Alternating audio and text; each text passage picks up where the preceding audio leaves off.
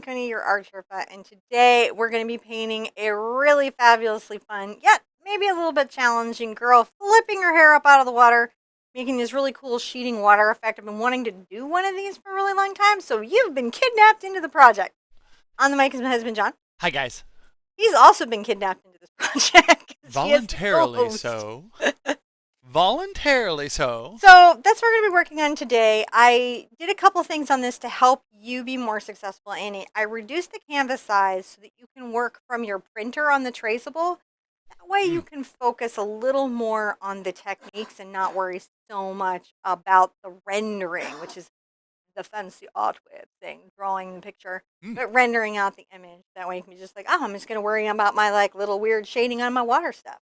So we're going to be having a time and having a good time. I would actually say what I think is going to be more interesting for all of us is getting the underblend for the whole piece. The water is actually just a bunch of fiddly stuff.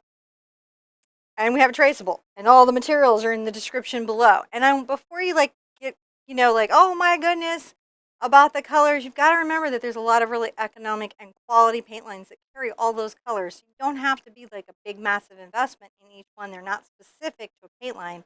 They're very traditional acrylic colors. So stuff like an Indian yellow, that's worth having in your kit, and you can get it from, a lot of different places. Whole bunch. Abstract, sunlit acrylics. You can get it from Loft. You can get it from many, many paint lines. All kinds of price. Sorry. All right. That was weird. I just wanted y'all to know that. Well, sometimes this is your show. That's my show, and I told you a thing. And now you know a thing. And I'm caffeinated. All right, so I've got a number 12. These are the little pack boards that I get because it's close. And I wrote some wishes on here from you guys from our Facebook group. Yeah. Margie is wishing for her friend. Her friend's going through just a really unbelievable, unbearable loss. And I would like the universe to somehow make this a happy ending story. I don't know how that's going to happen. I don't know why that would happen. So I would like her friend to have support to get through this. And then also for this story to have a happy ending. Kelly is, wishing for her fur baby to be okay, and we all wish that your fur baby is okay and gets good results. Michelle is wishing for her little brush to be all right and fully healed. And again, that's another one. Is like, I don't care how the universe works it out, but we'd like to have it just be like, not a problem, everything's okay, baby's okay. Jody, strength and love for her family and peace and healing. For her son on the next leg of his spiritual journey. We just hope that he finds peace in his life and that they get support. And something I'd like to say, I'd like to see the world start to see depression as an illness and have tremendous compassion for families that go through that. We've got a cure. This is a personal one for me who went on a YouTube dive that I really regret. Don't follow me for any reason.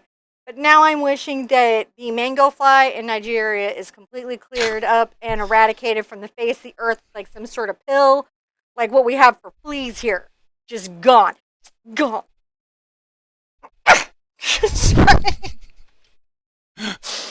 And I'd also like safety for that tiny, cute village that's being threatened by an iceberg. That was my weird week on my own viewing. That you get... Don't follow me into that search. Don't ever go there. So, today... In fact, I would just take mango searches in general out of your inbox. Today I'm going to put out some colors. I teach art. If you just wandered in here, I promise I'm good at it. But we do this weird deviation thing. I'm going to blend some of this in a little bit, very lightly. I'm going to take a little sponge and just mist this just a smidge. Not too much, because if I wet the board too much, it'll bow. You don't want to really dampen the board too much, but I just wanted to blend the pigment into the canvas. We're going to be doing a gradated hue. And so for the first thing, I'm going to put out a little of my Indian yellow. And I'm going to put out a little of my... I'm trying to decide. We're going to start it with the phthalo and then just see where it goes from there. All right, I'll put out a little of the phthalo. I'm going to put out a little of, I'm going to guess my alizarin. So I've got a really fun palette. There's a lot of reds and yellows. We're going to be playing with all these color combos and how they play together. because they're playful. If you didn't know, I'm just going to put out the colors. Now that we've started, right, I might as well put out the whole palette. Mm-hmm. I have a mix of several different brands of paint here, and that's because there's good paints. And you can paint with any of the good paints, so this would be one of the good paints. Golden is one of the good paints. There's lots of good paints. Paint with one of the good paints. And that's really companies that care about your business enough to make a quality product. That's the big deal I'm looking for out of any of these companies. Burnt umber is going to be a thing. I'll put out a smidge of my cad yellow for that poppy glow that you get only from cad. Ooh. Because it's, it's radioactive. You want the poppy glow. Now, fun, cool, and that's, this is gloss glazing liquid. It slows the drying time and it lets me glaze. These things really help me on a soft blend.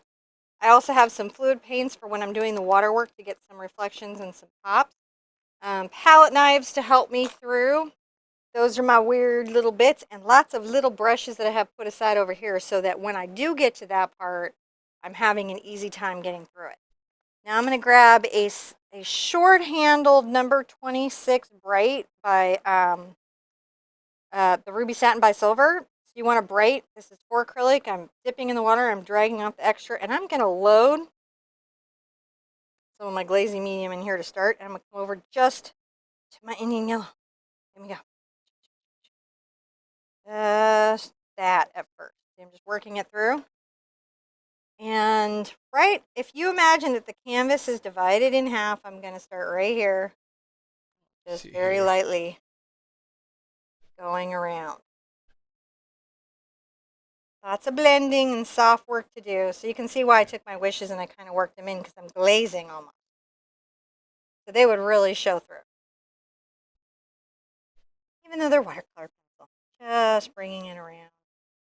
Glow, glow, glow. More glazing medium in here. And this is a lot like when you load a brush with floating medium. The reason I like this stuff over traditional retarder is it's very hard for beginners to get a good balance on their retarder, whereas glazing medium is tremendously forgiving. I'm going to get a little of my cad red light into this and work this through. See what I'm doing? Pulling this out. Almost too much pigment. I am trying to incrementally smidge my way around. Smidge it! Smidge it. Smidge it. Smidgy incremental blendies. Because we're really creating a very specific effect before we ever get into the drops that are flying everywhere. And that's, I think I've managed to catch the gradation of yellows. No way!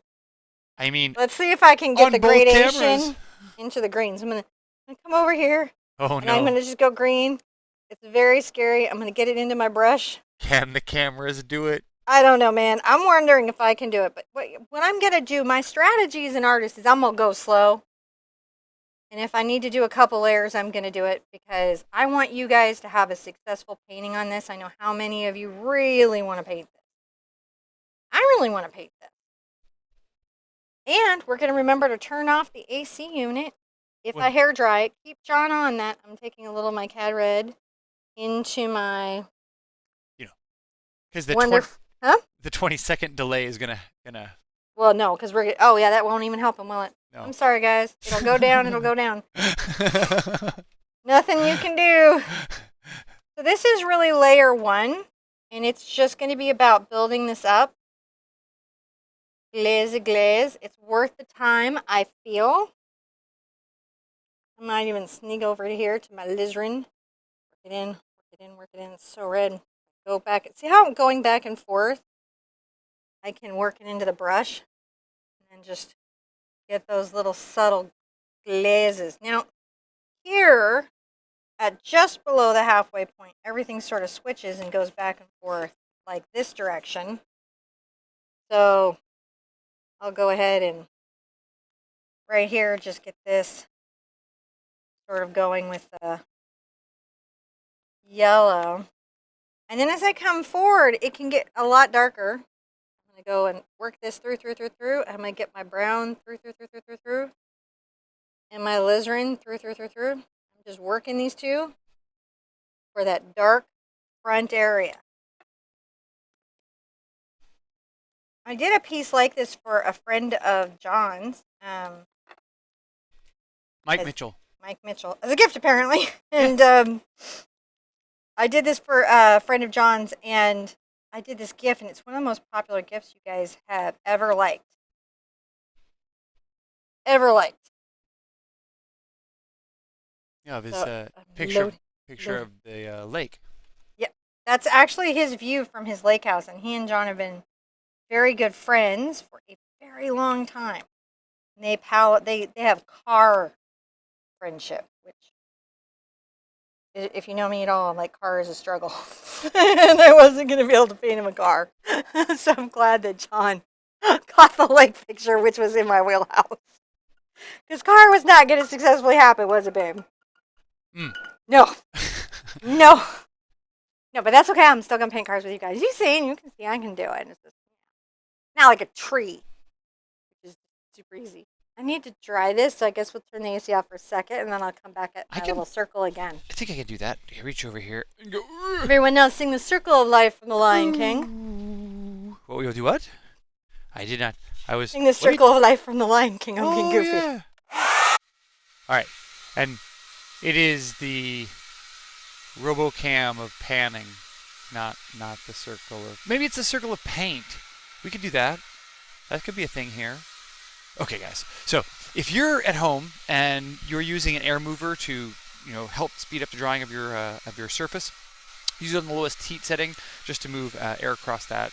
Heat can induce color change or some problems with your paint and shrinkage and things. So definitely don't do that. Check in the link in the description down below. You'll find a link to our website, and there you'll find all sorts of interesting stuff, like how to get text message notifications when we go live. We call those nomifications. You can find information. They're the project pages, and on the project pages, a list of materials are traceable. There's a little area that we have where you can you'll be able to do some interaction.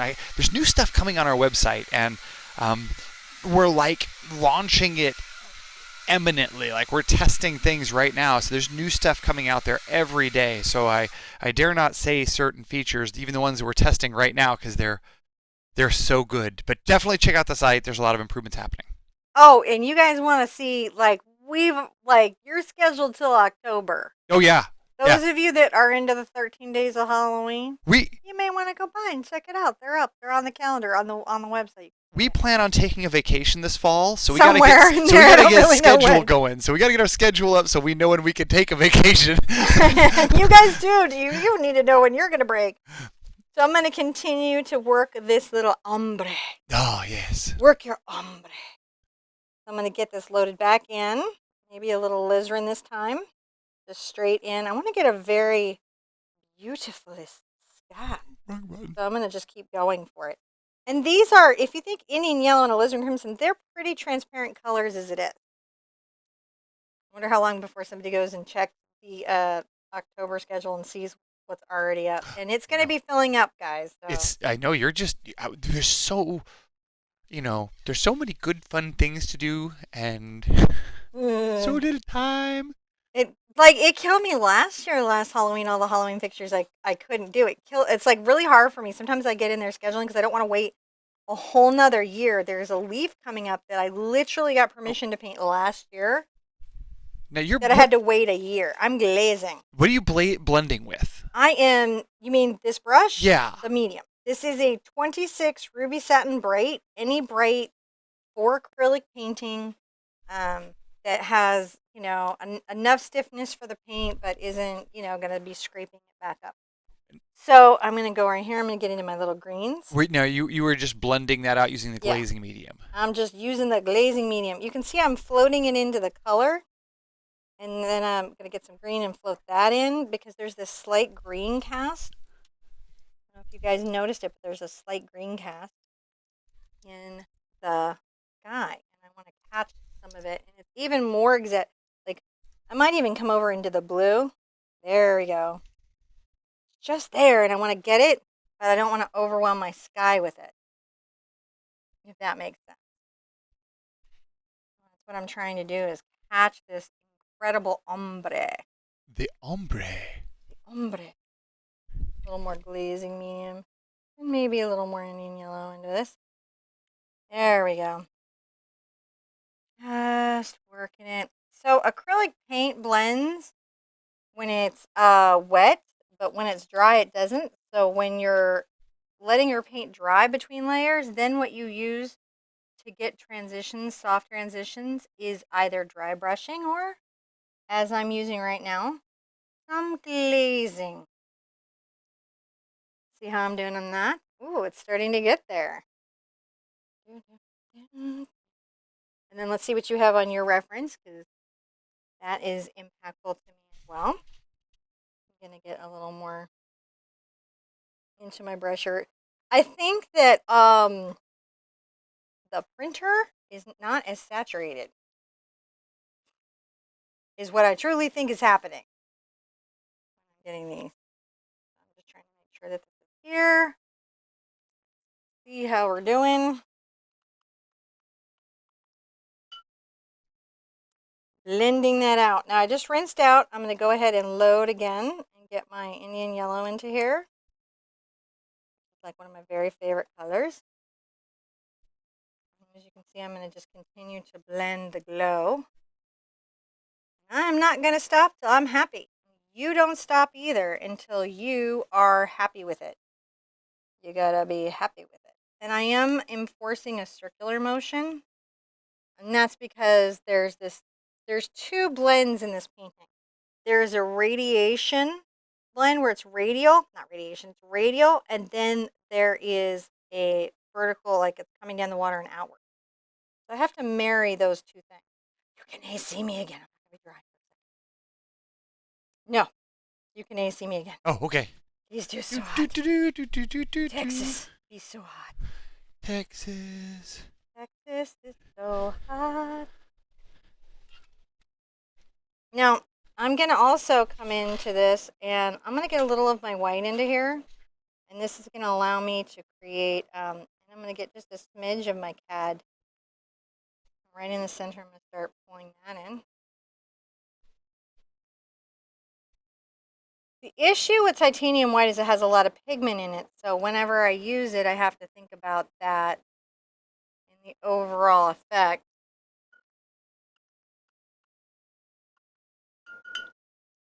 Of what we've got going on. Go ahead and get some loaded on there, and I like to just work it out, glaze it, glazing it. Just very slowly. And I'm softly brushing. Right? I'm not scrubbing it in. If I were scrubbing it in, I would have some real problems.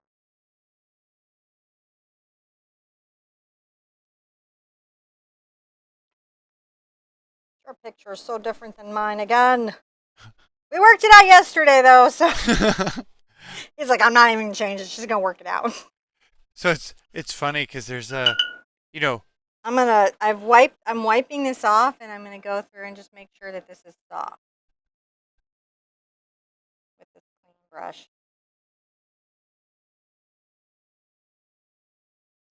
Soft work. And one trick you may not know, you can take a dry soft brush. I might even grab my fan, and this can sometimes help you blend too. Any dry soft brush can also help you blend. It doesn't have to be a particular shape or anything, just any dry soft brush. Fans are particularly wonderful at that. And what's nice about these is they'll dry back out pretty quickly. Now, again, here I've got some yellow-orange, so I'm going to get into my Indian yellow and my orange, working back and forth. Make sure I got some glazing medium into it. There we're doing. Now, blend that back up. You're technically doing an ombre. Yes. Well, I mean, that's a hair thing, but what I'm talking about is like a gradation of value. That's the gradation blend from one hue to another. Mm-hmm. Now, ombre, HOMBRE, is a particularly tough dude. Yes, which I'm which not painting which you are particularly not tough dude. painting. I do have some particularly tough dudes on the schedule to paint, but that is not today. If you came by for a particularly tough dude painting, I will have let you down a little bit. So the tough dude is Not today. Spanish, and the blend from one hue to another is French. Yeah. Just Oh, sort of interesting. that is super interesting. I'm just trying to get like my little orange glow happening here. And then I'm going to let this rest for a second while I continue to think about my water.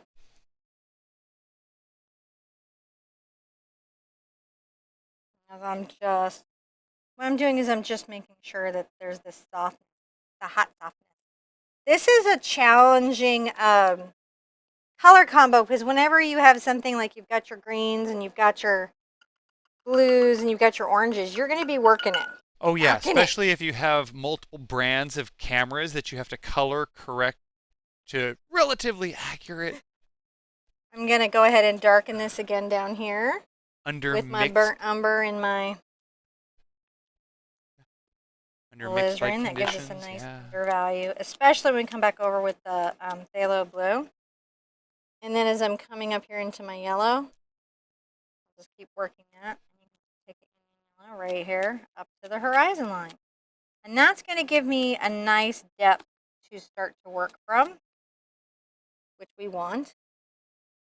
And I can even get into my orange at this horizon line.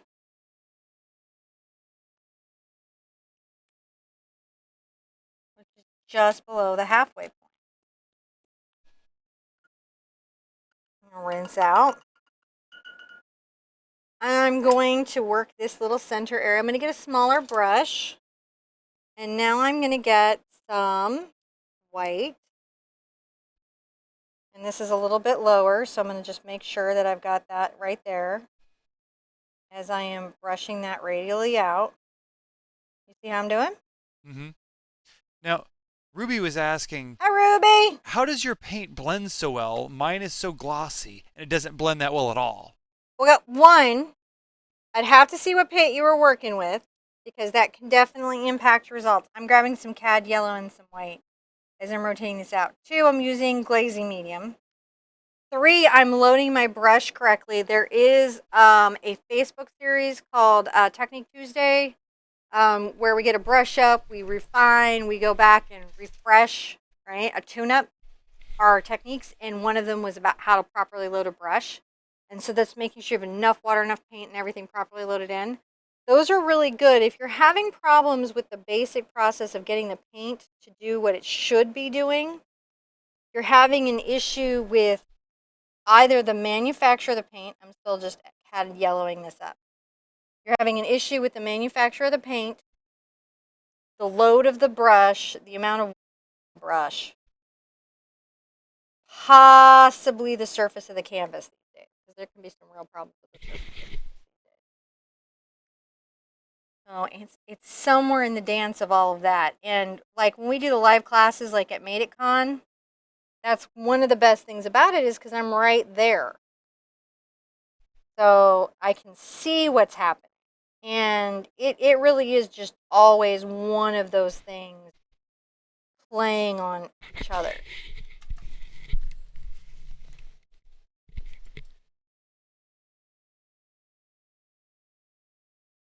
Just pulling this out. And then as I'm going to go, I'm going to keep working my little Indian yellow, just working in there, blending this out. And you can see now we're starting to get somewhere.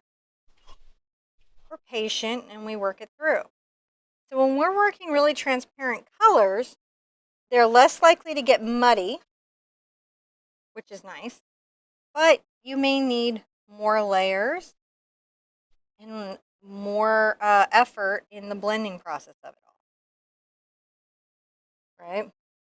So that's just something to think about when you're working. I'm going to just make sure this has got sort of a light value coming up. Nice sky. Loading up my brush. So like when you see me here, you can see I'm like loading it through the brush. Back and forth. I'm getting it all into the belly of the brush. This is where all your paint lives. It's called the belly. paint is released here on the tip called the toe. Your brush gets damaged up here at the heel. No, what brush are you using there? I am using a number 6 Ruby Satin.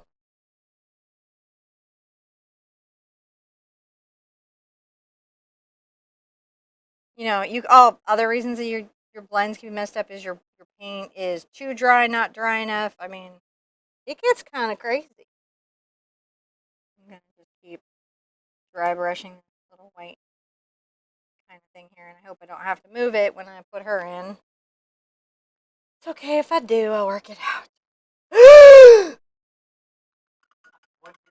I have to wonder if everybody just gasped that same way. Look at this I'm green rinsing my brush. smear. Sherpa has a scrape green. removing it. You're just Yeah, removing it. Scrape it, remove it, scrape it, remove it. Yay, it's off. That was was it. annoying. That was not as big of a deal. Hard to fix as you might think. I was nonplussed because I've been here a minute. You knew it was going to be okay. But if you were here first time, that could have been really scary. That could have been. This is the benefit of acrylic paint. Someone asked at the beginning of the show, like, why I picked acrylic as a medium to teach. I think that acrylic is very accessible to beginning students. I think it's incredibly forgiving as a medium. It can be very economic and still have quality if you know stuff about paint brands, like if you know paint houses. Because some paints are cheap because they suck, and some paints are inexpensive because the people that made them are really good at making paint. They just don't. They just take the cadmium out and give you a hue that's actually matched. Don't make a marketing campaign to act like they just discovered matched cadmium. But so some places really put their heart and soul into it. They don't really charge you. So once you really know your paint brands, you can work at a lot of budgets in acrylic and be okay, right? And it's accessible and it's worldwide and it dries really fast and it doesn't have fumes. And as long as you don't eat it, you're okay, health-wise. A little hard on your plumbing. Yeah. This is looking really good over here. I'm doing watercolor lessons now too, but especially on IGTV.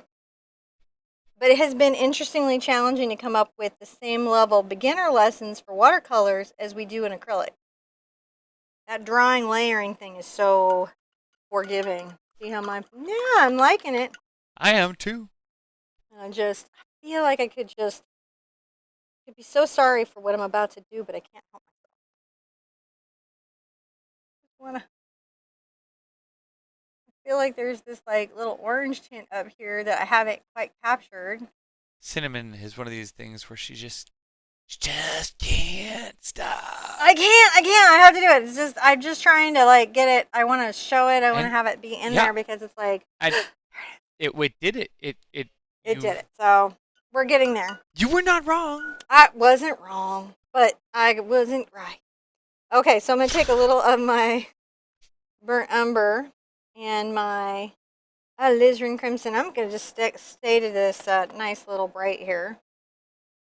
And these are actually, so you look at that, they could be trees, they could be clouds. In this particular case, I believe they're trees. But you could do either in this particular piece. If you want it to be an ocean, then you would do clouds. If you want this to be a lake, you would do trees.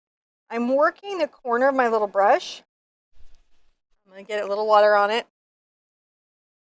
And it's my alizarin.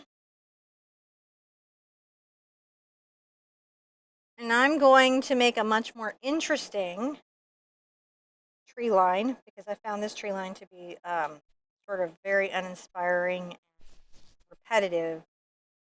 Which is, you don't want to get crazy because you have so much stuff going on with the water, but I still want it to look like, a tree line or a cloud line or something. We'll see how it is. We'll just do this as the first kind of like little bit of that. We'll deepen this up in a minute. The trick is going to be just to make sure that this distant shoreline is level and far away. We'll get to it. But you can see how I just kind of like use the corner of my brush to make some even little tree toppies. Tree top is wiggle, wiggle, wiggle, wiggle the brush. Wiggle, wiggle, wiggle. Wiggle the brush. There we go. We got some little distant, more interesting beginnings to that. Now John's gonna try this for me. I'm gonna check something with my traceable because placement wise, I'm gonna want to kind of get a lot of my water in before I actually transfer the image on there.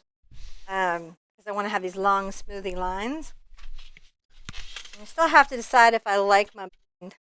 I like your blend. Okay, so look over here and say, "Hey, everybody! It's really nice to see everybody." I'm not sure if she was asking me to tell you about something or not, but if she did, terribly sorry. I was pushing the buttons on the air conditioner. So don't forget, check and link in the description down below. You'll find, of course, link to the website where we have all that stuff. Someone just asked about wetting medium, and I will scroll back up and catch that, and I'll bring that in here and ask her after the break what is the wetting agent for. And I do believe I remember what it's for, but I don't want to go and say without, asking the Sherpa, because I kind of remember, but not really enough to be able to say for sure what it is. Which that's not what you came for. You didn't come here for stunt hands guesses what art materials are for. That would be a fun show. Just you could give me something and I would guess what it's for. That would probably not result in a very good show. Because I have, I've seen about enough stuff. I've seen enough stuff here to I know what a lot of these things are, and actually, I really enjoy engaging in conversations about material science and how we manufacture products, and that's probably been a really interesting button. Wrong button. Are you done? Am I done? I don't know. I thought you said I'm done, and I was like, huh, are you done? Oh, it's like you were, I thought it was like for you were hair drying because I was talking too long or something. All right, so I'm thinking, okay, good placement on the neck. I'm going to just let myself know that. So we thought of a new game. You hand her an art material to me, and I'll guess what it's for. And we were going to start with wetting agent, because I didn't know what that was for, but somebody asked. Are you? Oh, you're sketching. I am paint sketching I'm using my traceable to kind of talk about where my ripple around her is. And by the way, I'm going to be fussy here. I'm sorry, guys. It's okay. Because I feel like there's this thing I could do that would look so much better. I'm just doing it. Then I'm going to take a little of my turquoise, make some phthalo turquoise, mixing 1 part blue to 1 part green. I don't think she heard me. What'd I say? What? I was asking questions. We were just chatting. Oh. So, what is so? I like this painting. So you guys are again kidnapped. Yeah, no, guys, this is so totally us, by the way, because I'll be told. We'll it just. So, what does wetting agent do? Oh, wetting agent is a surface tension modifier. It's a solvent that disrupts the surface tension of water. It's fantastic if you're staining linens, or if you're doing something where you don't want water to drop. It is not something for the drag of your brush. It's not something to slow drying time. It is a very high-end, professional, can be dangerous product. Now, what did we use it in? Which project? We've demoed. Well, we talked about. See, there's this thing that is there's these 2 products, one by Liquitex and one by Golden. One by Golden is for professional artists that are doing large abstract work, surface tension. Then there's one by Liquitex that, I don't know, is also sulfacant, but it's not like a powerful sulfacant. That's what I was thinking. Read your bottle, follow the directions exactly. Exactly. And it's not. I'm not saying you should never have wetting agent. I use wetting agent in my watercolors to improve the plume or blow as an alternative to Oxgall. You should never. Here's the bottle. They now call it wetting agent, but it used to be called acrylic flow release. Thus, the confusion with the Liquitex flow release or flow aid, right, that they had. By the way, this check is a good indicator whenever you're working with Golden that you should read further. Yeah, all over the back, Anything, just all over. yeah. Maybe go to the website too and read, because generally there is some application of this generally related to airbrushing that would be unsafe for you. Heat or airbrushing is generally when your paint products get unsafe for you. Airbrushing because it puts it into the air and therefore inside your body and lungs. And then heat because, again, it puts it into the air and therefore inside your body and lungs. A lot of stuff artists don't seem to know. I don't know why. I don't sometimes know. I'm such a read the thing. I'm gonna take some aqua here. I'm gonna do that, and I'm gonna get a little of my titanium white into it to pull it, as you can see I'm doing. I might even get a little of my, see, Indian yellow I into it. do see. And now I'm gonna get my glazing medium because I just don't like this, but now I do. Just didn't feel it was pretty, and I didn't like it, and I knew this would make it pretty. What? Sometimes you'll be looking at something and you're like, I'm not really feeling it's not pretty, but I just feel like it'd be so much prettier if it were aqua. Oh, I see. Mm-hmm. I just like it better, and so it happened. That's what's going on there. I'm gonna take a little glazing and just blend these two softly. Blend these two spaces. Blend them, blend them, blend them, blend them, blend them. Just wiped off my brush. Blending, blending. Rinsing, rinsing. Blending back. I mean, I want it here. I just wasn't enjoying that green. I just felt like it was a dead color, and it isn't my style, and it's not what I do in my. So I don't even care. Because at the end of the day, you need to be happy with what you've got going on. And if you're not, it isn't going to work for you. Right? You're not happy, it isn't going to work. I was not happy. Not happy at all. You know what I'm doing? Yeah, I just like it better. That's how I feel about it. I like it. It works for me a little bit here. Yeah. Like, do this green transition between these two. And come fuss with it after she's in, but it just needed it to be. Julie There's is too much of a line right here. I've got to blend that out. Julie has asked very nicely that I make sure that I pass along how important it is that you know how awesome your blue and pink hair looks. Oh, Also, thank honey, you. so they think that it's pretty fantastic. So what's happening there is I just didn't like that color transition, just personally, visually for me. I wasn't loving it, and so now I'm in there changing it. Because as an artist, if you get in something, it doesn't really matter what is. Sometimes things look fantastic in a photographic reference, do not look great. That's like a thing. So you've got to be like just strong enough to be like, I see it, I honor it, but I don't like it. So that's what I'm doing. I just want to make sure that I have a nice transition between these two spaces for whatever it takes. You're kidnapped. They're like, why are we kidnapped? So just always feel like you have a right to change it. I'm gonna blend this. I love it because I really try to do things that I love. I don't put things like everything that I put on the channel to paint. I put it on there because I want to paint that. Like that's a thing I just want to create as a creative being.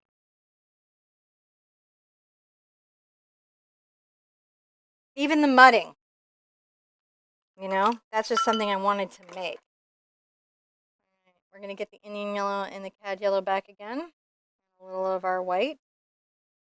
Glazing medium if necessary, and we'll continue to make this be awesome.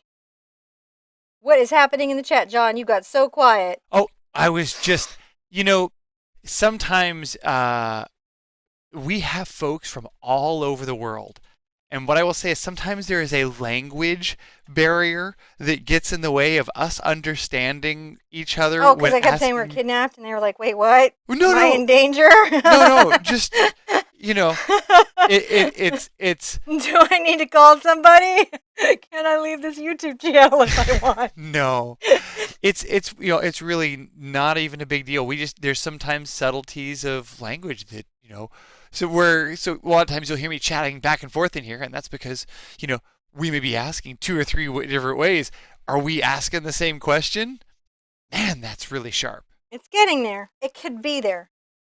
If I believe in it, if I don't give up on it, if I believe in it in myself, there's going to be a minute where stuff's going to get really epic.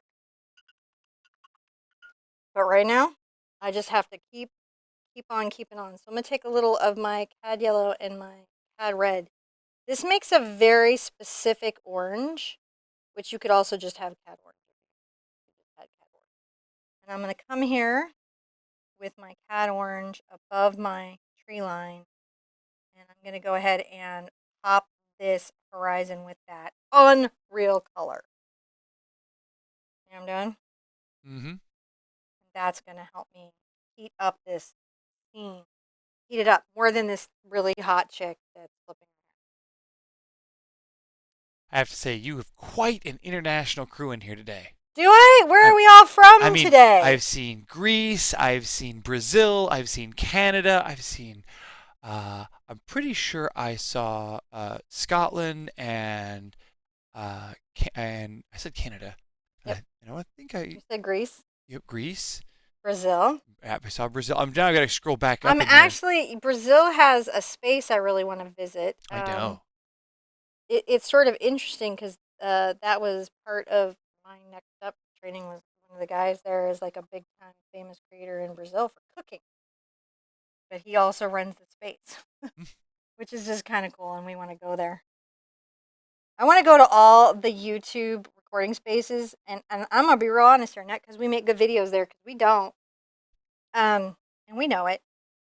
I'm using my We have a lot of fun. Oh, there's the Netherlands and Mexico. Netherlands and Mexico. And Michigan, which is like another country. It is.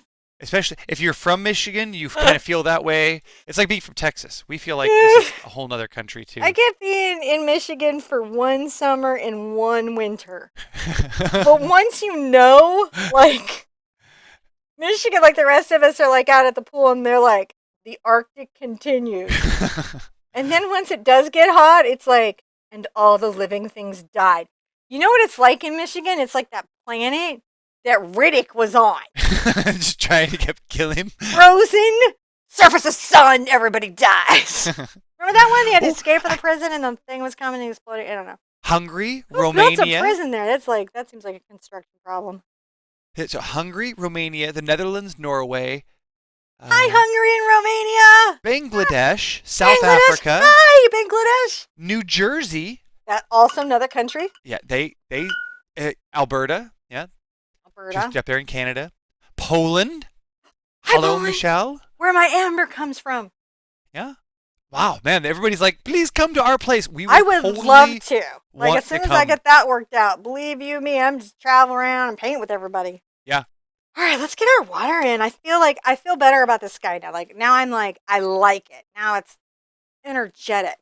Mm-hmm. I, as an artist, have an intrinsic right to paint on things till they don't make me mad. That is a belief that I have. I'm going to take a little of my cat pillow. You can totally AC us again, babe. Oh, yeah, sorry. And I am still on this number 6, mostly because I haven't put it down. And I'm going to just come through here. And I'm going to be tapping little marks. Little marks. Little marks.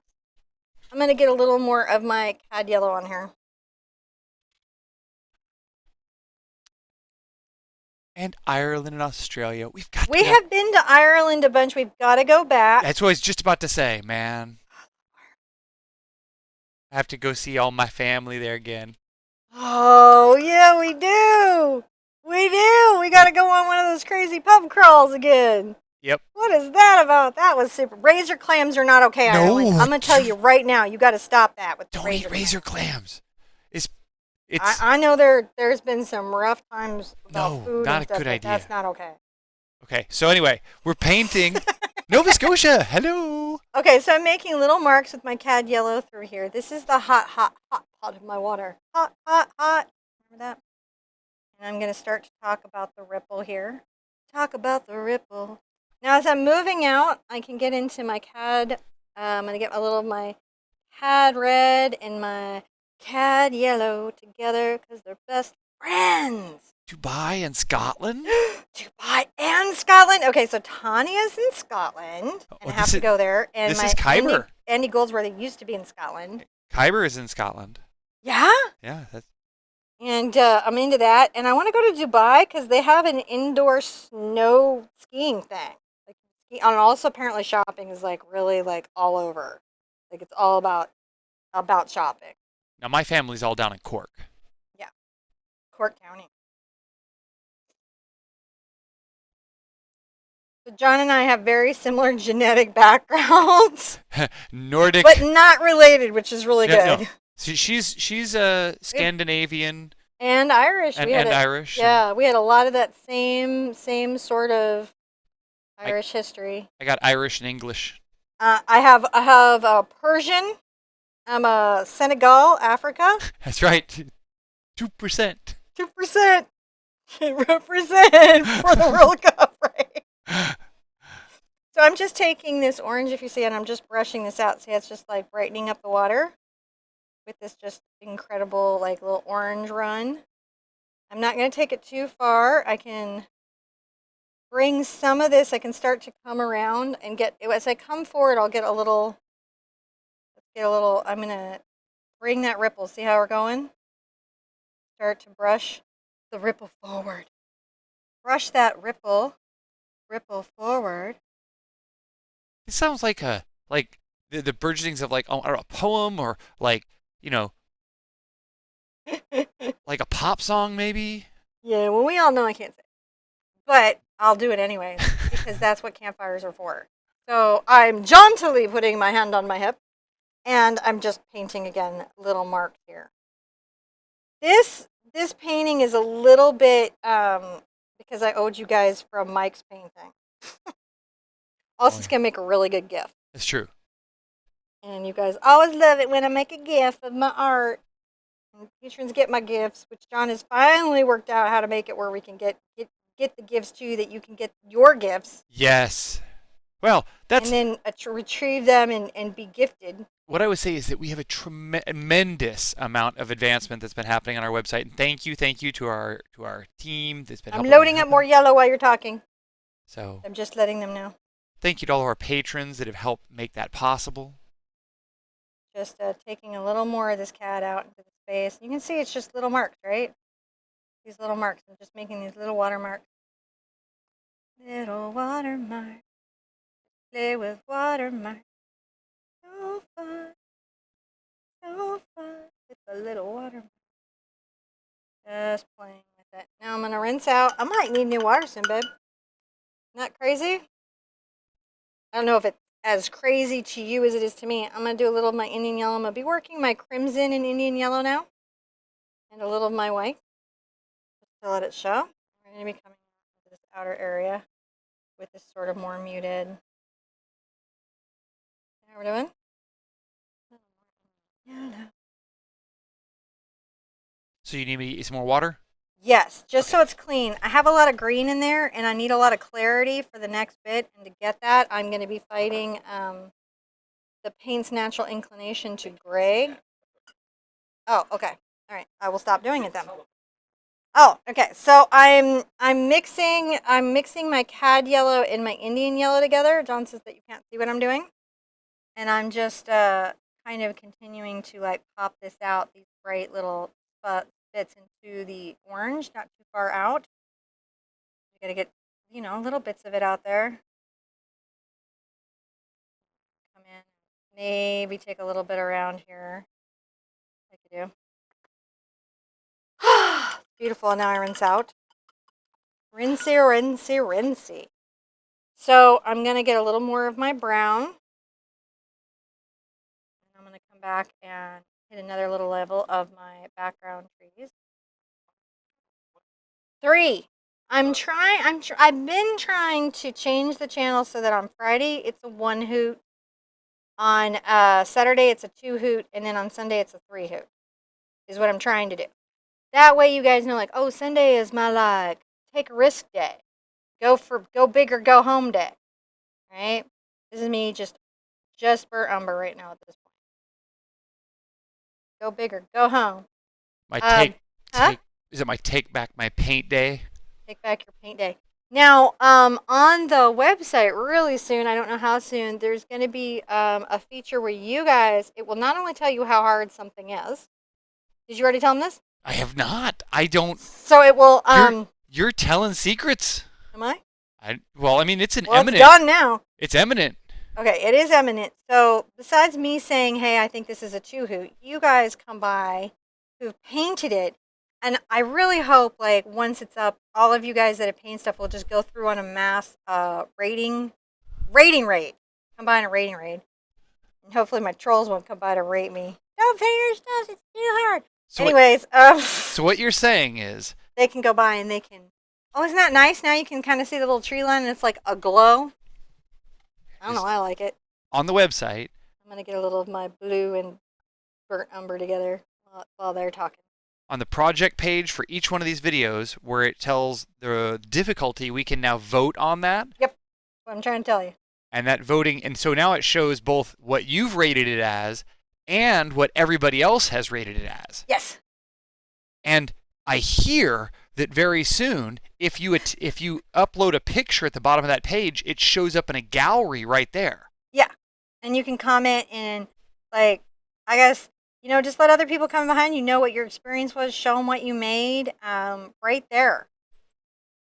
Now, a gnome told me that, but it hasn't been confirmed by the Sherpa. Well, I think I'll confirm. What do you? What do you mean? This is the engineering way of saying I'm not going to stake a feature out there until it ships. Oh, okay. I'm going to get a smaller brush. I'm going to get my number 2 bright, and I'm going to load it up. And I might even get a little of my aqua, just because I think it's going to pop a lot nicer in my water. And I'm going to just pop this out there. I just think it'll look better. And it does. It just is prettier. I'm just making these little ripples. Little ripples. That's some little ripples. Little ripples. A few here and there. Maybe down the corridor of light. You're rippling. Ripples. Look at that. Isn't that nice? Starting to see those little ripples. I can rinse out. And now I'm going to get my alizarin. And I'm going to also kind of ripple back here with this dark red. Along that corridor there and over here as well. Hopefully you guys can see this. I'm not leaning in too much to it. Am I done?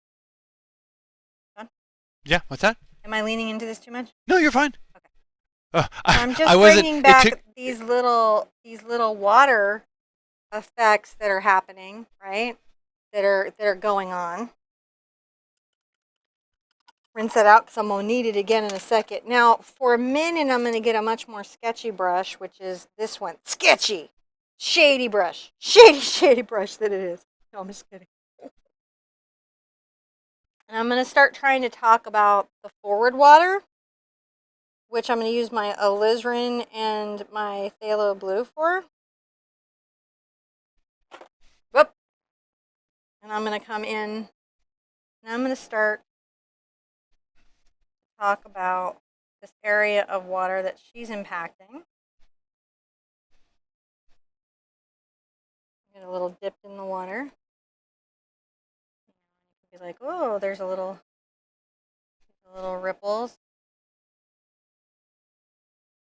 Maybe there's one there that's kind of like a bigger little wave, and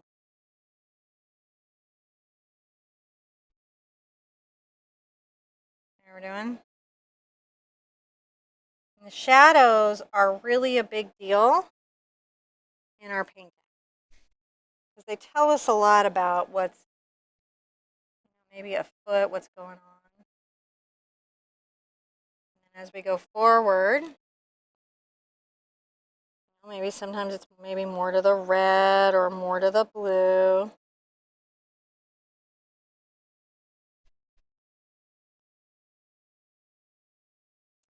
Look quinacridone into there. I know that seems crazy, but it is the only way to get that weird purplish tone.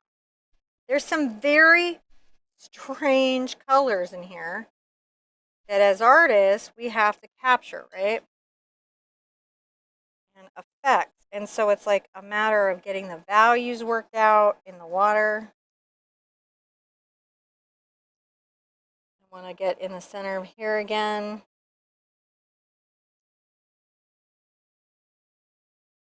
It's all very dark right here, right? And in a minute, we're going to get just a few reflections, and that's what's going to make it pop. But first, we have to capture this space and what's going on. Like, so I can say, oh, there's a little bit of a thing there, and a little wave here. Alizarin. And you can, if you want to pop it and just show a little of how purple that is, you just get a little bit of the white, and then it's like, oh my gosh, it's so pretty. And it is. It is really pretty. And you'll put some of that through there, that hint of unreal, like fantastical purple. You're like, where have you been all my life? This color. I know. It was there in your palette all along. It was in your paint box. I can't tell you how many secret colors are in your paint box. So see how we're starting to ripple up the water? Yeah. And it's starting to look like it's a little bit like liquid fire. I'm separating up my paint water into like my cool colors and my warm colors, so I'm not graying things out too much. I can take my CAD and my CAD red and get those together. You can even quin them a smidge. And then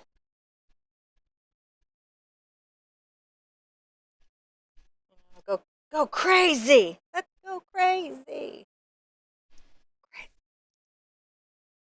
Catch some of these.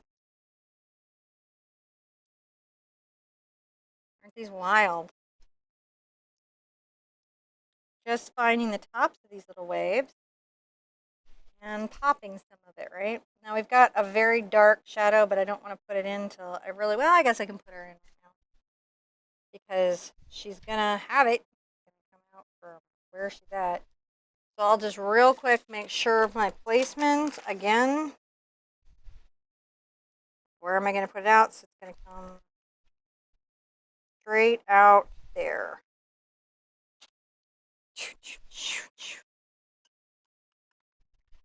This out. So pretty now. So sometimes things are pretty. Just pretty, pretty, pretty. So go ahead and dance her body's shadow through this water.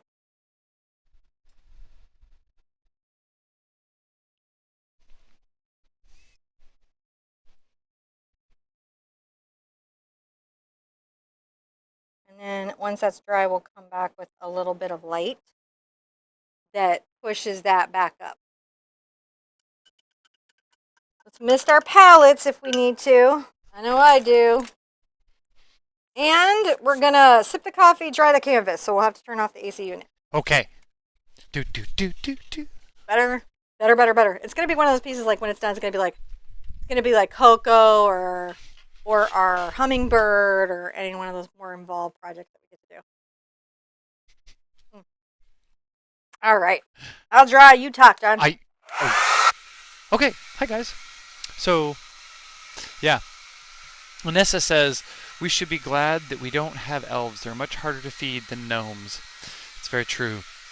I hear that. It's very, very true. So, guys, if you'd like to know more about our gnomes, go over to TheArtSherpa.com. Right there on the main landing page, you'll see we've got a little note there that talks about our gnomifications. Gnomifications are what we call our text message notifications that we send out through our automated system. And you can go out there and find out how to sign up for those. Right now, it's only working in the United States, but we are working on international numbers, and we keep all of that information right out there to sign up. And it's also worth checking out all the other cool stuff we've got going on the website. Just saying, there's some neat things happening there. And I will ask some more of the questions that are coming up. And thank you, Kim, and everybody else who's hanging out here. Oh my gosh, we've had this huge crowd of people. And I just, every time we come out here and go live, I am so grateful to all of you guys who come and do this with us, because this is really pretty magical. This whole experience of us being able to do this show, to come paint with you guys, to kind of have this celebration of art, and to be part of this journey with you guys. So thank you. And I mean that. Thank you. And please share your paintings, man. And on our website now, of course, if you go to the link in the description down below to the project page, you can upload your picture in the comments below. Now, right now, well, depending on how time lordy you are, and by that, what I mean that is where in time, whether you're now in time or now in time, the website will be at different levels of functionality. And for sure, right now, you can go out there and you can leave a comment and upload your picture, and that'll start saving that, and we can it'll show that to all the other people who come behind.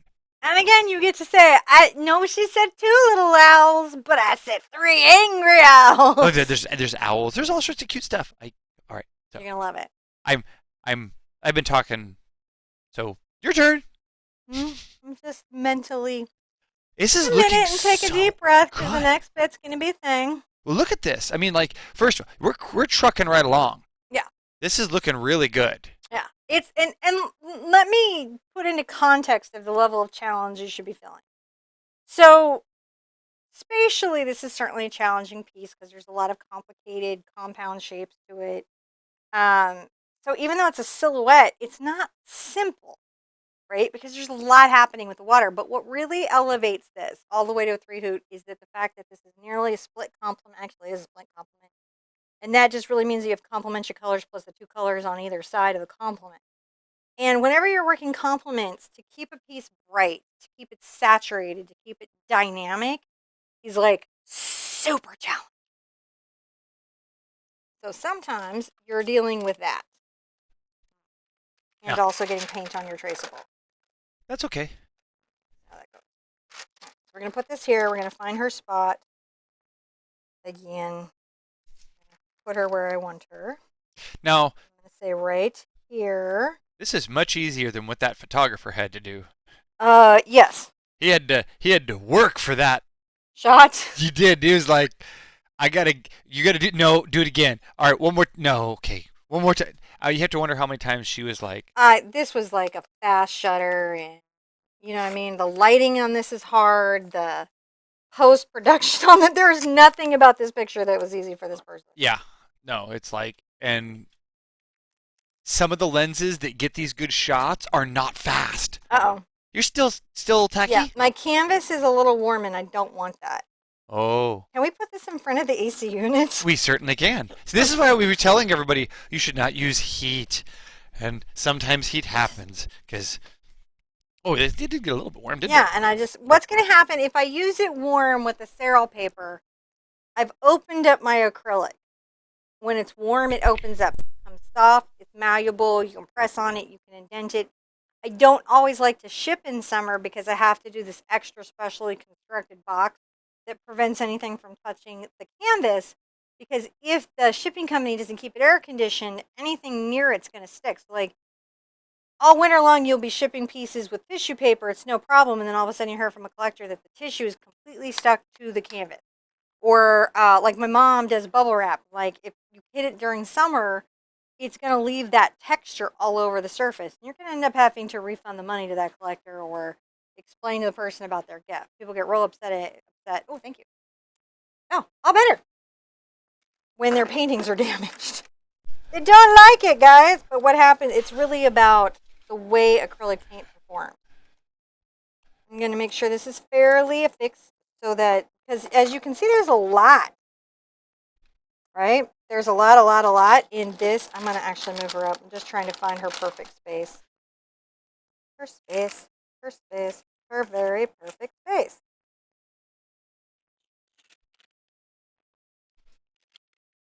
And okay, so that's about where I plan. I actually did pretty good. Yay me. Okay. Sometimes when I like render something in and it works and I'm like, what? That makes me super happy. Now this is Ceril paper. It has a side that transfers a removable color. I like white and yellow the best because I have so much yellow in this piece. I have chosen white as my Ceril paper. Because otherwise it would just disappear. I'd be like, yellow on yellow, look, camouflage works so effectively. So here we go. Put this right here. And I'm just taping this down to make sure it's not moving on me. Because once I begin the very complicated act of rendering this out, I am in it till it's done. I know I brought a sharpened pencil over here just for this very act. You know, the Things gnomes have got been it. moved. I blame you. No, Well, you could, but I have but lost you know my what? You're sharpened. untethered. Oh, there's one. It could be on your desk right there. I see a freshly sharpened one. Do you? It probably is. It's right there next to your mouse pad. Okay. I'm going to just resharpen it with this and just...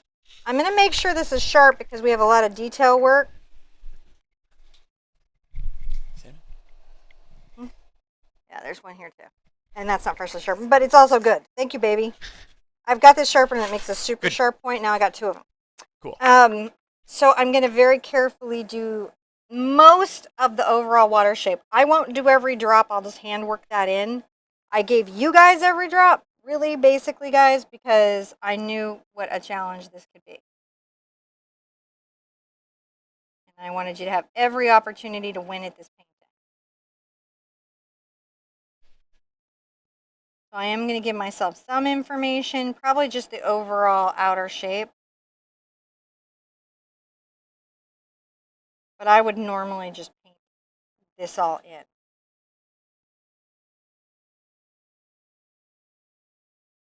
Paying attention to where it opened and where the shadows were. But I'll give myself like an overall sense of the splattering.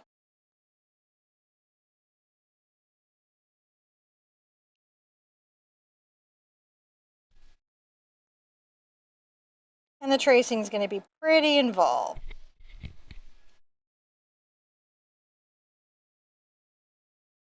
I tried to use line weight to let you guys know stuff about how this was going. Really, for me, I'm just going to get her body in.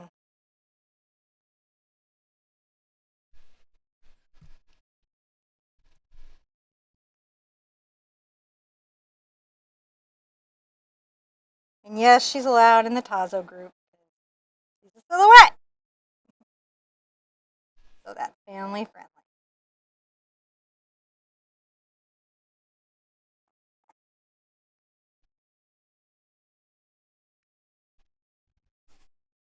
But again, I'm not going to worry so much about every single... What? What? Oh my gosh, John, I did it backwards. Did you? I did. Oh, you used the Ceril paper backwards. I used the Ceril paper backwards. Well, this is a good point. Good to point out what you had, why it's so important. There's this chalky side. You can always check it with your finger. I just flipped the wrong side. The universe is protecting me from a problem with my art I can't foresee. I have a rule: whenever my equipment fails, or I fail at using my equipment correctly, I decide that it is a benefit to me. This is just a studio strategy that I have. I actually learned it from my mom in sewing. Whenever the sewing machine would freeze up, we would say it was always because I was about to sew a seam closed. So I do the same thing in my studio. If like a brush breaks or paint fails or anything happens, I recognize that it's probably for the greater good of my project. I think that's really just about seeing the universe as friendly or hostile.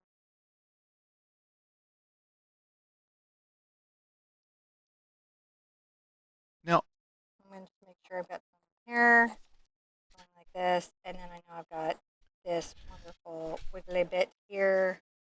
When you're choosing your general colors of the Ceril paper, yes.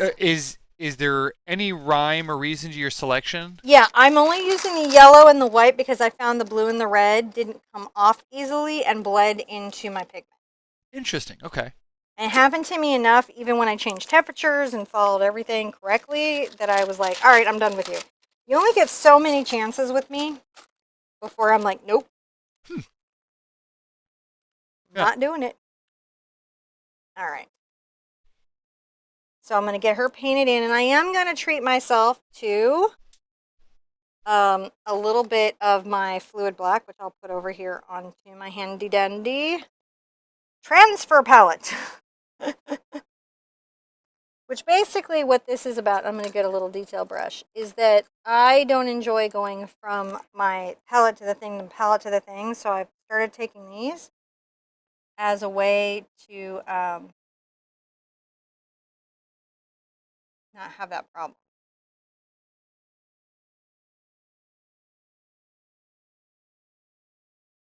If I'm quiet, it's because I'm thinking about how I'm doing the upward profile.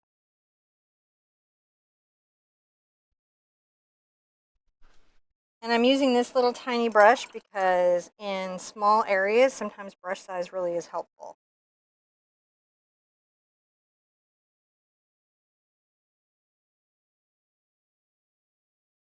I'm just trying to make sure she maintains a nice and elegant line as an art piece, not as a woman. So.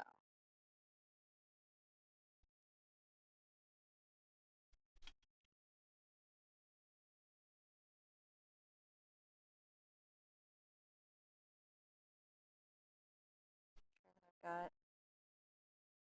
that there. And so now that I have that in, I can fill that in with a slightly bigger brush, and I may come back to my little one near the features, but it just lets me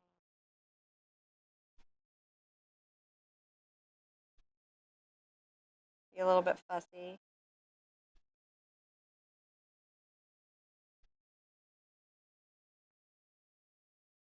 Very micro changes in silhouette change the figure quite a lot. Mm. That can be an area where you find that frustrating as a creative person, but just know that once it's dry, you can always come back with white paint and clip in or push out any line. Now you're Don't feel currently trapped or using stressed out. you're currently using a little Using a number 2 bright. no, we're looking at your palette there. This is Planter's nut lid with a tape handle. Just flip it over. I want to see that nut lid tape. It's gonna flip, honey. There's paint all over. It's dripping. Okay, sorry. I can't just flip it over for you. I love you. I wish I could. Sorry, guys. I was getting a little enthusiastic because they were all like, "What is she using a lid as a palette?" I am, and I make a little tape handle. I use it for my spray paint art, and anytime I've got to make a particular type of circle that I have to have a resist to paint around like a stencil. So it's something that I like.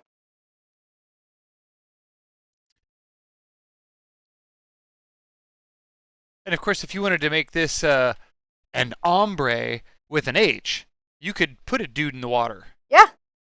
He could be flipping his There's hair. a shocking amount of men flipping their hair out of the water reference images, so feel like you will find one on Google. You know, my hair might be long enough to pull that shot off. Yeah, you definitely can do it. I've never done I that before. don't know what you or you know what I mean? Like the kids and I would be looking at you going, "What you doing? What are you doing?" That you can see that looks pretty nice. There's that one performance artist. She does all the Twitter posts. She goes back and like does all the supermodel Twitter and Instagram posts. I'm gonna just slowly like pull some of this up like this. I will be giving it like a glow, but I got to get that in to do it.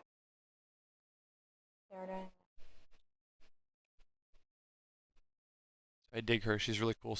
I forget her name. Show me. I'll find her. You know, it's just one of those follow things. Topher the dog and his owner. Because he was on an American Express ad. And I just thought, what's up with this guy and this dog? Is this real? And I went to go find out if it was real, and it was real. And now I follow it.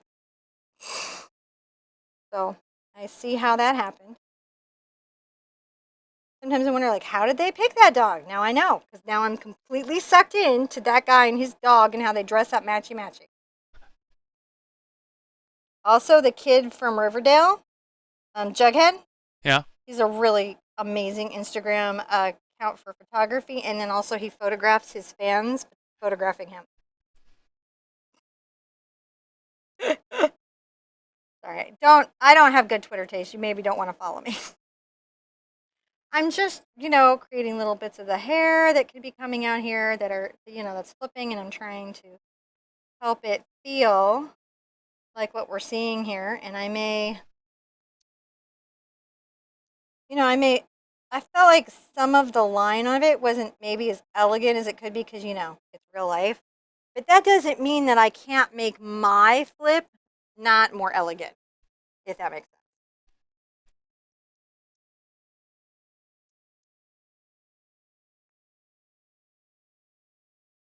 I'm just going to very slowly, on the edge of my brush, brush this out.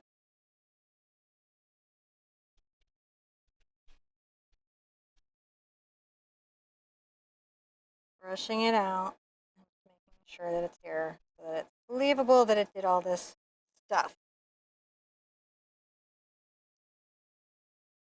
Make sure she looks believable that she's doing all this stuff.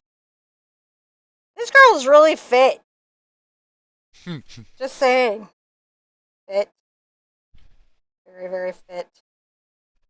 Once I have that in, I'll put my lid to the side for a second. I'm going to work a couple of my reflections while I'm letting this have a dry, and I'm thinking about what is next. I can also, you can remove any of the little white dusting that shouldn't be there. See, it just comes right off. It's not really a problem. I'm going to get a little of my aqua. I feel like I want to work it through the piece a bit.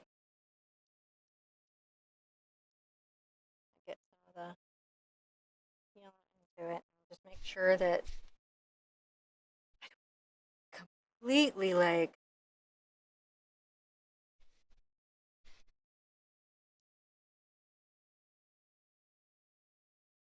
now I'm doing just adding a little bit of that pop. That's not strictly there, but I understand that it will create a sense of unifiedness between the sky and the water that I need to have. So that's why I'm bothering. Whenever you do anything in the sky, just remember the water reflects the sky. So if you have a color in the sky and you want your piece to look balanced, you have to put it in the water. Yeah. Or it'll seem like you just had a moment. Rinsing, rinsing, rinsing. Misting, misting, misting. And I may put some paint on my palette to work with. So for the water, I'm going to start with my alizarin crimson and maybe my phthalo blue.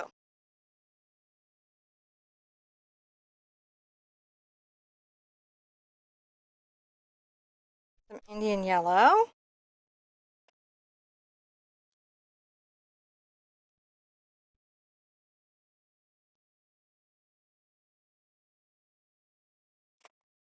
And a little zinc white, and I'll put some glazy medium on there, and that'll give me a chance to be close enough to my work to have a little control over it. So I'm gonna get some different brushes. I've grabbed a round and a cat's tongue and this number 2, and I'm gonna start putting in. So here's the trick about water droplets. The shadow is a big deal. So anything I'm gonna paint, and anything that I'm gonna paint, I'm gonna really, really want to have a shadow in. Let's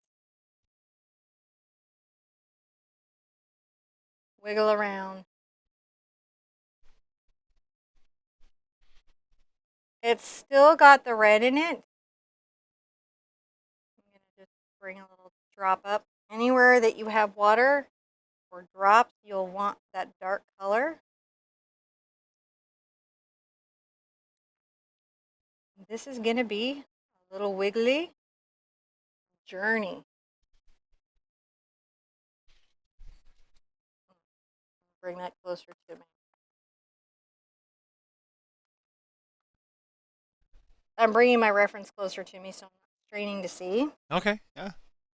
That's a good thing to do. Just about paying attention to everything that you've got going on in your art studio whenever you're doing a thing. Okay, I've got that nice little wiggly bit there. And this has also kind of a stronger wiggly bit that's coming back and forth.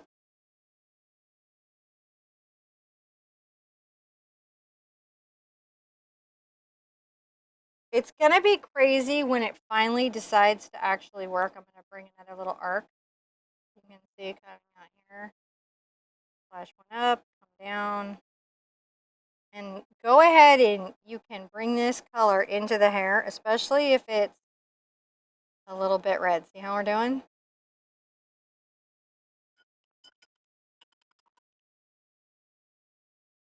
I'm going to get a little bit of my alizarin crimson and my Indian yellow mixed together.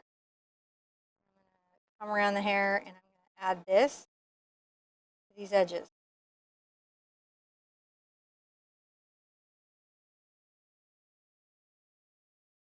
So it'll be like the rest, see, like the hair's got a glow in it. That's how we're going to get that. Awesome. I feel like we're awesome.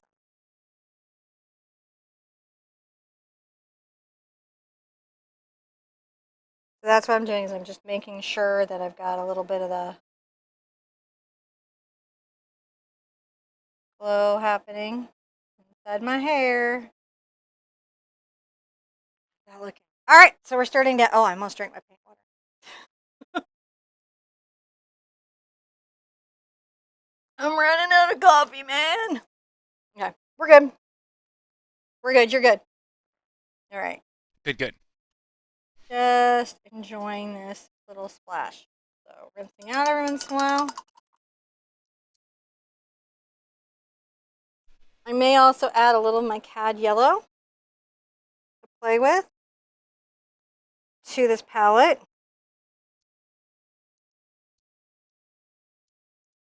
I could get a little smidge of clean on there as well if it comes up as like, oh no! What happened? Well, my palette fell down on the floor. Pallet down. Palette was down, but nothing bad happened, so we're going to ignore that it even happened.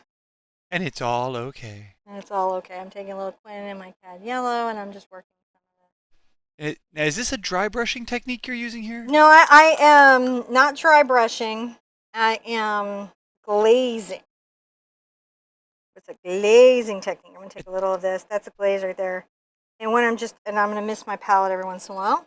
Are you using glazing medium there? There is some glazing medium there. I'm using it where I'm going to glaze, but mostly I'm just making sure that I've got a good... Oh, yeah. That's how you get that sun-backed kind of shadow that isn't totally opaque. That's Exactly. cool. And we're going to be doing that around her in general. These, everywhere you see me put this little dark color, actually will be the basis of a light, like a highlight water drop in, like at some point.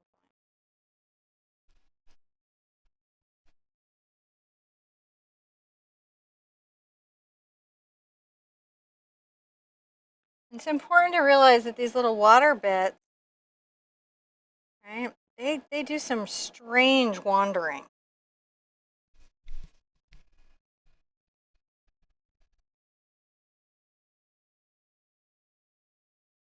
Some droplets are big and some are super small. Some are joined. We got a lot of work of that to do. Every once in a while, you're going to need to rinse your brush out.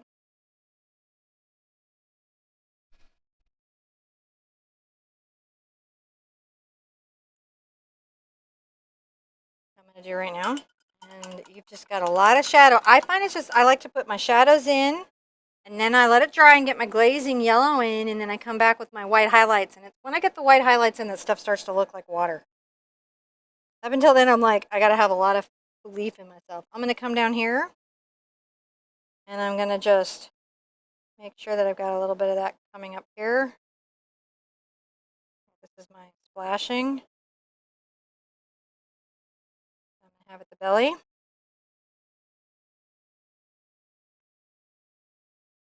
And around this space in the ellipse where she's disrupting water. She's disrupting quite a lot of water down here. Make sure that we've got that shaded. Taking just my blue to create a little shade for like a little wave area. Dipping in my water, back into my alizarin. I'm going to just be splashing up the splash. See how we're splashing the splash? Oh, yeah. Splash the splash. Splash the splash.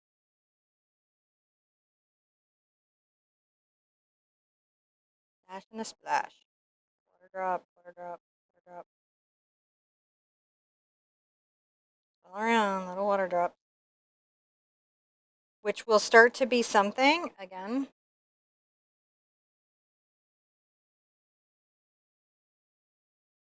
when we, getting some water, curving the flow, swirling it around. So it's the blue and the crimson together. I'm going to just wiggle up, wiggle down. And again, if it's super challenging to follow this, here's the deal, guys. That's why you have the traceable. You just trace exactly what's there and you will get the water. Everywhere that there's a line on the traceable, that's where your shadow would be. Does that help? I bet that helps. Yeah. So that's what you would be doing. Like if you're using the traceable to get this in, you just put these dark lines wherever you have any of that Now, traceable. are you thinking of using splatter here? Nope. This is all controlled. This is all sadly controlled. Oh, the temptation of using splatter is great and high. But it's really about the controlled application, huh? For this piece, it is my belief that our best chance of getting in is just hunkering down, accepting that there is a great deal of work of little wiggly lines. See how my lines are all little wiggly bits? Yeah. It will come together. It will be better than you might be thinking it would be. You know, just remember you got to have these little open areas.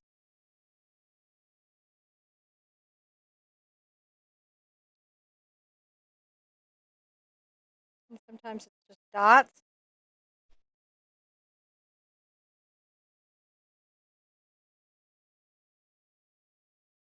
You're just fighting all the little bits.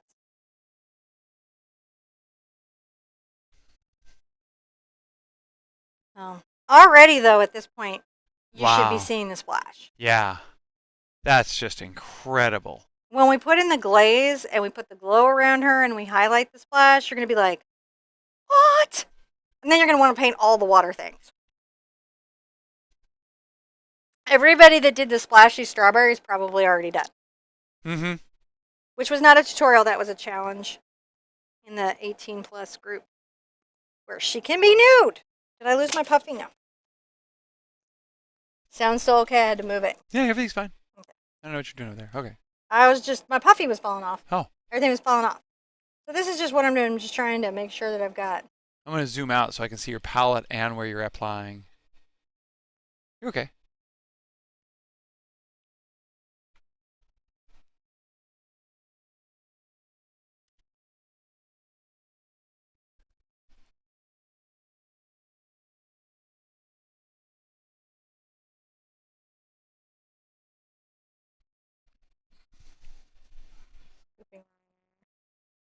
Lots to do. I'm going to keep so many dots.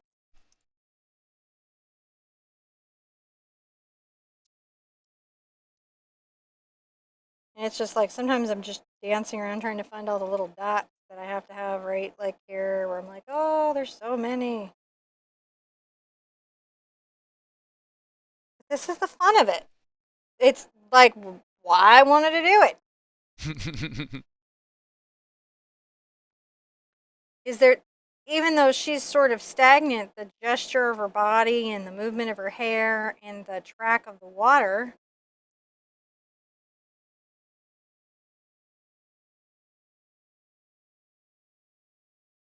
you know, it creates this.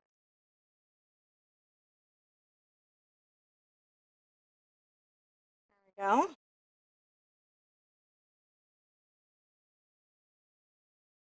I think some group members even donated pictures like this Yeah.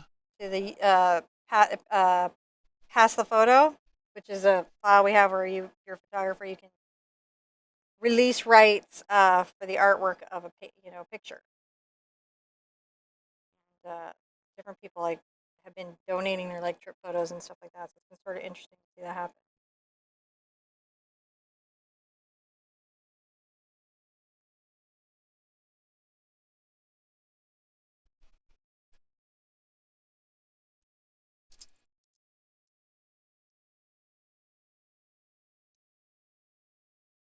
What I'm doing here is just making sure that my tracks of water, right,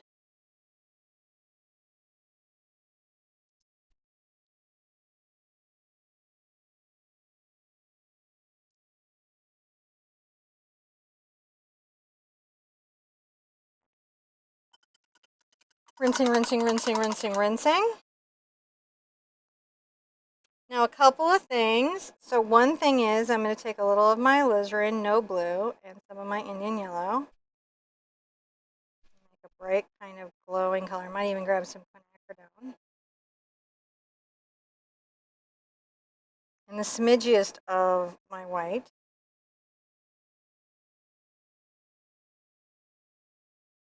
I'm going to come in, start to paint my flare in.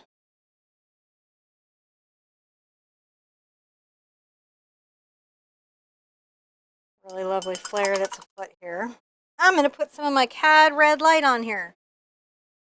Yep, for my glowy glows. But it's going to be pretty. CAD red light. You like my little portable palette? I do. I think it's pretty clever. Ah, all right, I'm going to get some of my white. Now right here at the neck, this is quite white.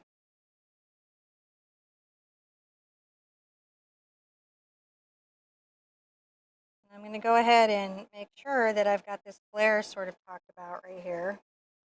And then I've got my CAD yellow in my CAD red. Make a nice little glaze here.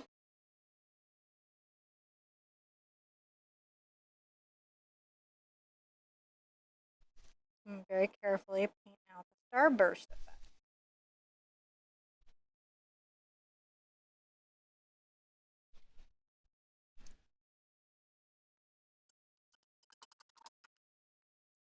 Get a little of the red in there, maybe the quinacridone, and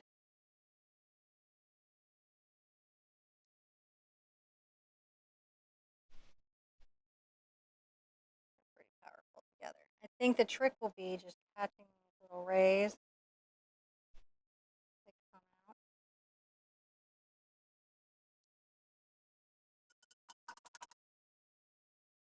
And then I'm gonna wipe off, get some pure yellow right here.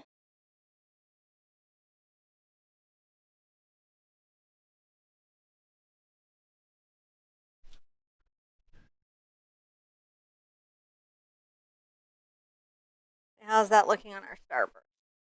Oh, that looks really like a light flare. So it's very helpful to just follow along, and then you get a light flare. Light flares are nice. I'm gonna put a little white that goes from the sky a little bit into that light flare. Help force it. You can see that.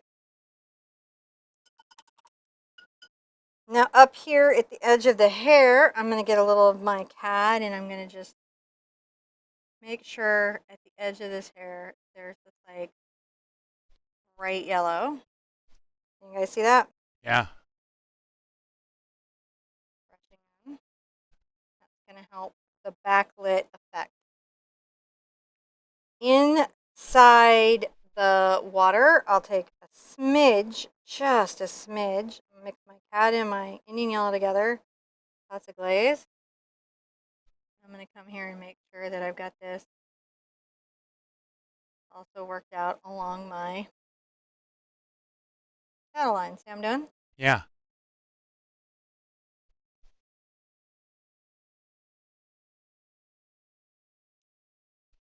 Wherever I have the two of them, like a little cad yellow, a little Indian yellow, I'm going to go make sure it's all in. Let it glaze through. Glazing.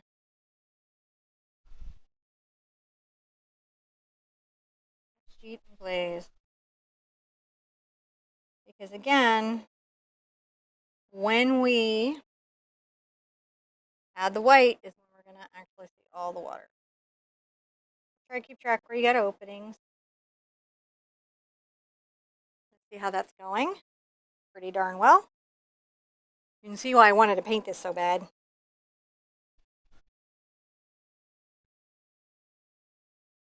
Oh, and let's see, Let's who come is it? down here and add some of this little like golden yum yum to this base. What we call it, golden yum yum. Tiff was Hi, asking. Tiff. She was asking if I was earlier. I was talking about the comedian Celeste Barber. She's the Australian comedian I was talking about who did the Instagram campaign. So So something you should know about John, he has a much more entertaining Facebook, Instagram, everything than I do. Mine's like all art related. mine's And performance. every once in a while, a guy that matches his dog. John's is like the funniest, cutest stuff. Like if someone's gonna see a baby bee being raised by a lady, John sees it first. See how we're just working that yellow glow through our water?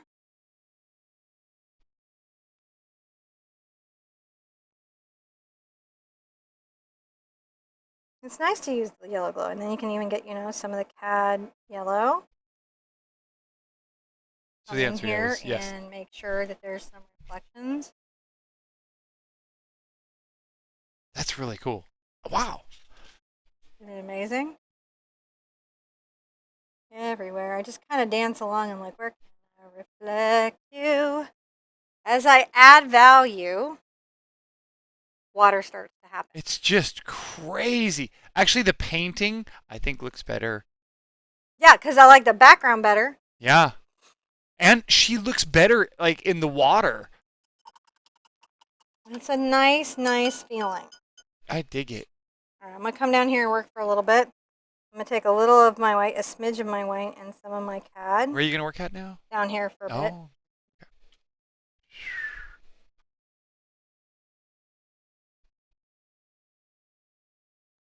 I have to show some of this catching the light.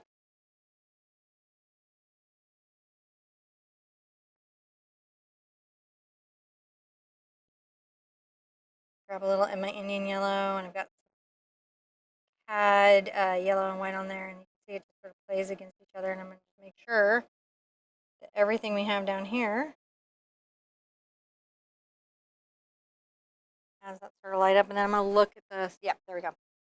So it's the cad yellow, the Indian yellow, a smidge of white, and we are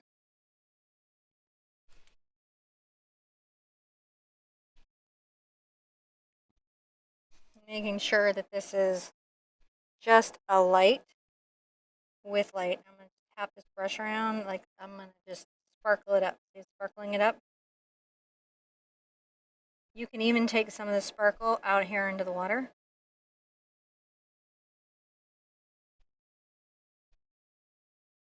How we're doing? Yeah. Sparkle it up. Sparkle it up. Sparkle it up. You can see how Iris got so excited about painting her dog. Just fun to paint water in light. I'm going to get a little of my reflection. Make a couple where her shadow comes out. We see that light coming up around her. Yes. Getting there. We're closer than you think. I know. I which can is see it. crazy. We are. So a little bit of my white, my cad yellow, a little Indian yellow, and we will continue. A little more white. Tell this story here and there. Beth would like to say that she thinks this has been magical all the way. Thank you, Beth. I appreciate that. I do too. This is Just thank a you. joy to do. Thank you for hanging out with us, guys. This has been really nice. Now, anywhere that you have a dark dot, you can always go through and just hit it with just a little bit of the yellow water highlight. You're going to be super glad you did.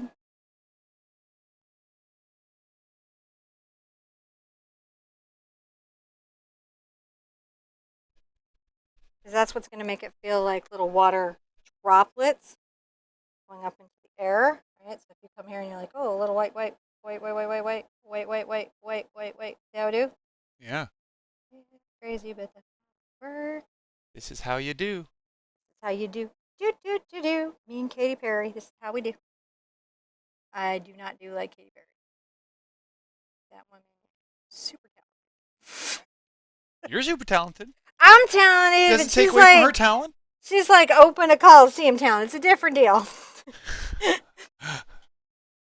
just keep dancing. I know I'm jumping around, but I just want to dance. These That's right, I'm chasing you over there's there. these diamonds on the water over here that I thought were really wonderful. I just want to make sure that I'm catching these little diamonds as I'm going. I would love if Katie would paint with us. Miss Well, Perry. she could be. We don't know. Just don't know. We had Tila Tequila. I'd certainly love to upgrade to Katie. you know, it would be awesome, like to find out like the rock paints with you. He's at home, Somebody from the Santa Clarita Diet does. and they're just like, "This is my like me one time." of the PAs or set people or costuming people or somebody does, because on the set in the freezer room is the rainbow tree. It's so weird to be watching like one of your favorite shows on Netflix to be like, is that my painting? That's funny. It is my painting. Yeah, no, I think a lot of us that were watching that. And you know what makes me super mad about the Santa Clarita Diet? Hmm. Is somebody was rude enough to put that on a list of shows that wasn't good on Netflix, and I think that they're wrong. Yeah. I don't know what you need for good, but if like maybe they just wanted guts. I'm not saying that it wasn't a bloody show, but it's just funny and it's about family values and love and commitment and overcoming unexpected challenges like your wife becoming the undead. I love it, and I love him just loving her anyways. And they're just so into each other, and I'm like, this is the best show. And then somebody's like, not a good show, and I'm like, I'm gonna find you. So But Cinnamon I has some didn't. feelings about her shows. Santa Clarita Diet is if you can't handle zombies, no, you won't like it. But it's a funny zombie, like think Shaun of the Dead, that kind of zombie. Not Walking Dead, which is just on and on and on and on. On and on and on and on. I'm like, wow, how is they're undead are still here and there's everyone's still here. I think something would have broken by now, but let's see. Getting there. Almost there. Okay, so I'm gonna rinse this out. Now I'm gonna get into it. Take my fluid white. Put that out. And guys, we're about 5 minutes from done. So you should be proud of yourself. I'm gonna take my little zero brush. I'm gonna just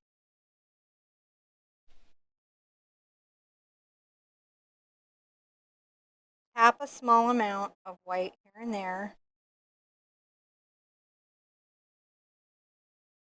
And what you're gonna see is the wettest water of your life. That's just amazing. So crazy, right? So crazy.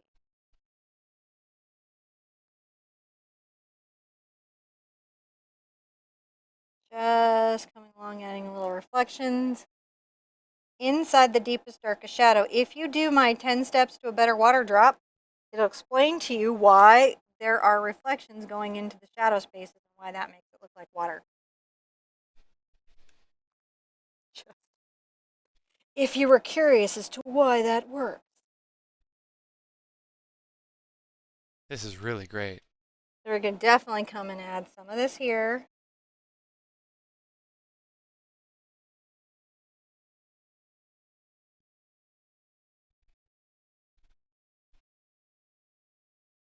And if you'd like to see the Rainbow Tree, season 2 of the Santa Clarita Diet, you have to look for it's a game, Sherpa game. Find my painting in the freezer room. That's funny. And Oh, then if you know the person who did the painting for the show, say, tell them good job. now there was a quick You did question. a good job. Good for you. You keep going. If it doesn't work out, like setting dressing sets, you keep painting. Okay, sorry. Now, how do we? If you have a problem getting your paint to lay flat, um, What does that mean? so like if you're it thickens up and it won't lay down and make a nice silhouette, or it gets Oh, clumpy and switch thick. to fluid. If you're looking for your paint to flatten, what you want is self-leveling paint, and that's fluid acrylic. Heavy body paint is made to not lay flat. Will your glazing medium help with that? Your glazing medium, GAC 100 will help with that. Airbrush medium, all those self-leveling mediums, all those soft body gel will help your. If you want to modify your heavy body paint to make it flatter, you just get into those.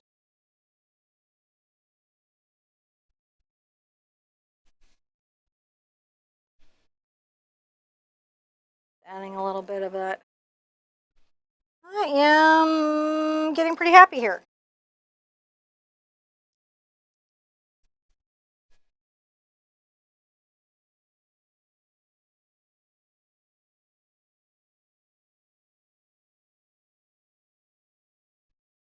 There we go.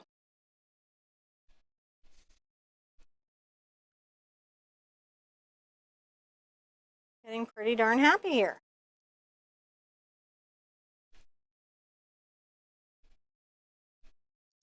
Just tapping out a few more of these little diamonds along this area. Where I know that there's like this like crazy reflection that I was super excited about.